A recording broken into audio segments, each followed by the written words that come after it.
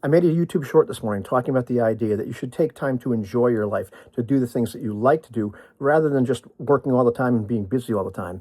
And after I was done, my girlfriend Susan said, "Well, you said that from a place of privilege." At first, I was taken aback, but I thought about it for a second and I said, "Yeah, you're right. Why are we tolerating a system that only allows certain people to enjoy and live life?" Hey kids, this is Ivan. How you doing? Now, don't misunderstand. We are not that privileged, but I understand that we're in better shape than some other people. But most of us have swallowed this lie that this is just the way things are. This is the natural state of the world. There are the haves and the have-nots, and there's nothing you can do about it. We've been taught that working all the time at jobs that we probably don't like is normal, and this is somehow a moral thing to spend most of your life working and busy. We've been taught that everybody has an equal chance of getting ahead, but it's clear that that's bullshit. You don't have to be a genius to realize that your zip code or your race or ethnicity or how rich your parents were, what your connections are, and even what your last name is play a big role in whether you get ahead or just stay within the working masses. And I say that working masses tongue-in-cheek. I am not espousing communism by a long shot.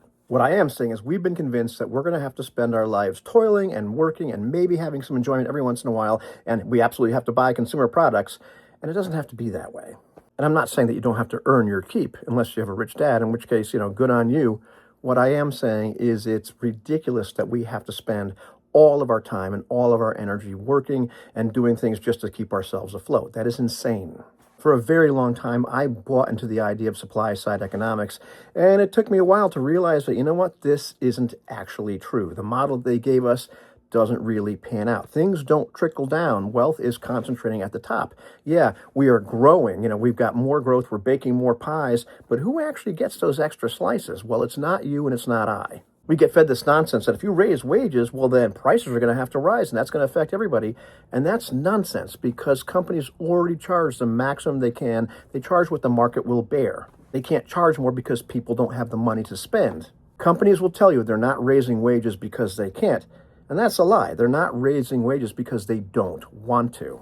The idea that if you tax billionaires, all the jobs will go away is also patently false.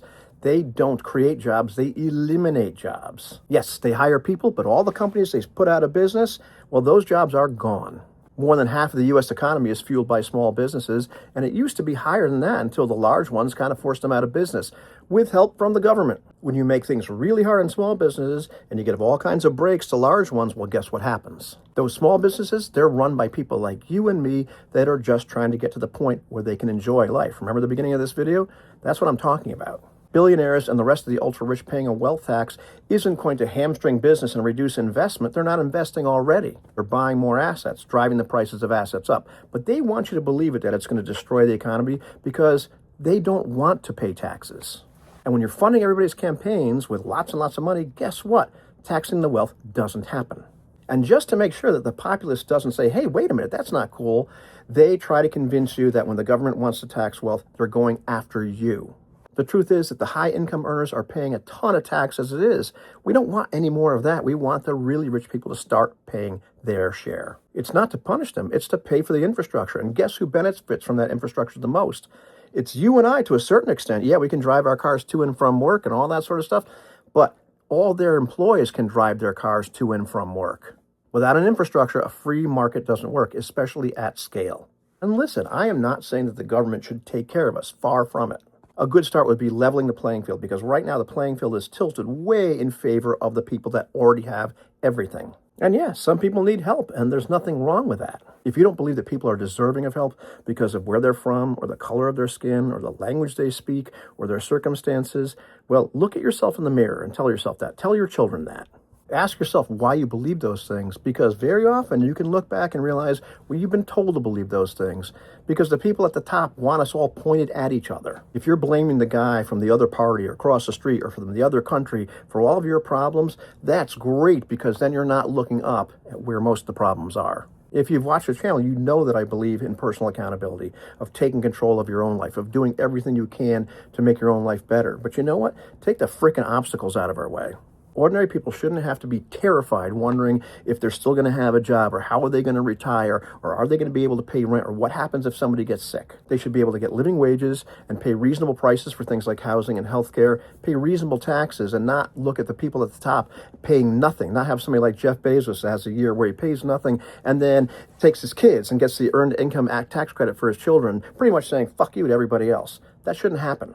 If you don't think that was Jeff Bezos laughing at you while flipping you off, think again.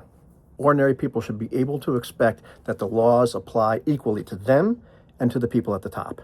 And for God's sakes, being able to sit in your lawn and feed the squirrels and not worry about your bills, that shouldn't have to come from a place of privilege. That should be something that everybody enjoys. Life is too short as it is, and it shouldn't be spent in misery. I mean, most of us shouldn't be spending it in misery while other people are just getting a free ride off of everybody else's work just because they had a rich dad or they were in the right place at the right time.